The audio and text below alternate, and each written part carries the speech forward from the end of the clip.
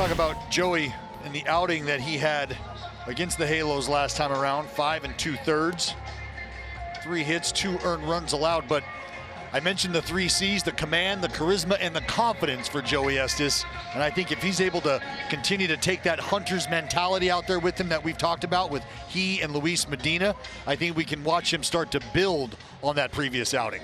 And we're about ready to have a first pitch, get this game underway with Nolan Shotwell with 5 multi-hit games in his last 7.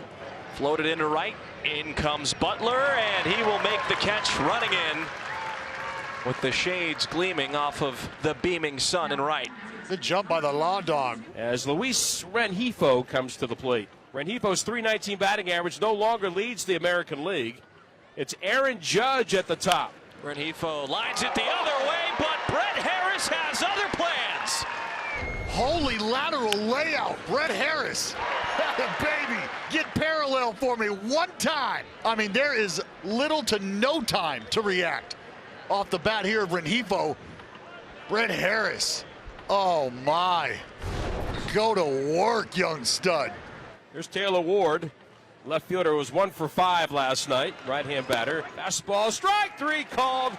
Got him on the outside corner, and he is gone a-looking. A strong 1-2-3 start. Well, Davis Daniel on the mound for the Halos. And you can see there's a lot of zeros there for good reason. This is just the 2nd big league start in the young career of Davis Daniel, who was, dare I say, outstanding in his debut. 8 solid innings. So JJ trying to traverse a new role as the leadoff man. Just 2 for 22 when leading off, and he will ground it to the backhand of Shotwell, who races to the bag and will beat out Blade. Miguel in a bit of a funk. He's 1 for his last 16. Right-hand batter. He swings and shoots one the other way. That's a base hit. Heading toward the corner. Could be more. Makes the turn on his way to second base. Adele digs it out. Fires back toward the infield, and Andujar stands at second base with a double. Good way to get things back on track. He's so important to the Athletics. He had that great start, and he's been cool ever since, but you get him going again, that means nothing but good things for the Oakland attack. And now here's Brett Rooker in his 16th home run last night. A smash to center field 405 feet away. Broken bat pop-up. Shotwell fights the sun with his throwing hand, and Rooker is retired, and that piece of wood is caught in the screening. Well, that's the first time that we've had that happen here at the Coliseum. Give me another bat. Well, where at? One in the dugout just hanging around. How about Manny? Come on, really? Showing off. Tied up inside, right off the hands, right into that protective screen. Good thing that screen's there. Langoliers has loved hitting in the first inning, a .308 average when he's able to come up in the first frame of the game.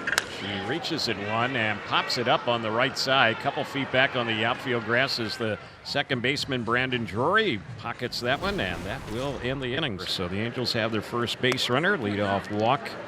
Here's Drury. Scored 3 times last night. A couple of walks, a single on a 1 for 2 evening. Hit on the ground softly for Geloff.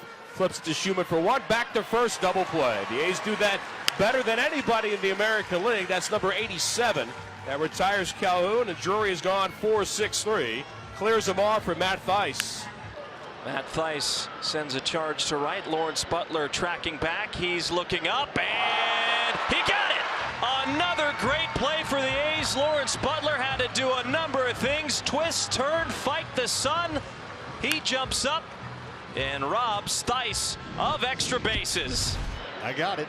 I think I got it. I do. I got it. Yes, he does have it. Here's Butler, left-hand batter. Now hit it through the hole and into right center field. Geloff streaking around second. He'll get to third, and Lawrence Butler continues to hit the baseball all over the field. Go to work, Law Dog. Again, watching a guy really start to take strides on one side of the baseball, you can really see them start to settle in. This is an important at bat right now, an important situation, and simply because of the work that these guys have been putting in over the last few days here, and that is trying to execute in spots just like this. Ground ball back to the pitcher. A bad throw to second. That's going to bring home the first A's run. It trickles into center field. Butler will stop at third, and a mistake made by Daniel throwing down to the covering Drury. That's a big strikeout right there. The last Angel starter to win his first 2 starts was Shohei Ohtani back in 2018, and those 2 starts were against the Athletics. 2-1, Harris is going. Blade taking, now Harris caught in a rundown. Neto won't be able to apply the tag, and Butler comes in to score. And that is a prime example of this club doing the little things that we have talked about in an effort to get creative and find different ways to score runs. 2-0 Oakland in the bottom of the 5th inning. Max struck out his first time. That's lifted high to left field. Retreating is Ward. He looks up, and that ball is into the landing. It's now 3-0 A's. High arching homer off the bat of Max Schumann. Brad Rooker will start the bottom of the 6th inning. And now he crushes this one to left. Ward looks up, and it's gone. A heat-seeking missile just above the left field wall. It creeps over, and the A's now have a 4-0 lead. Now homers in back-to-back games for Brent Rooker.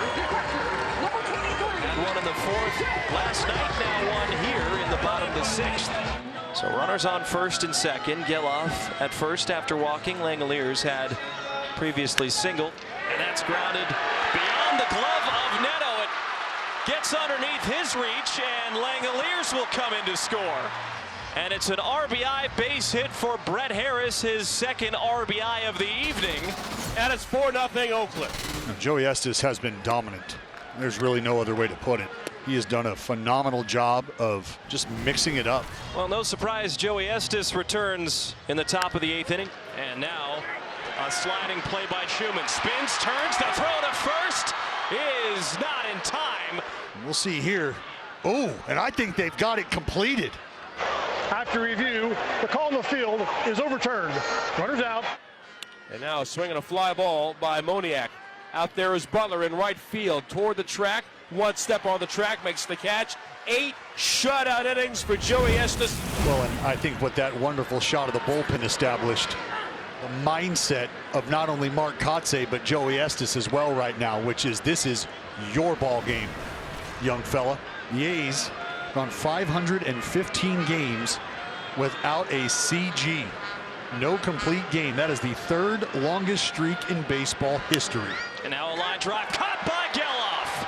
Put the snag'ems on him, G.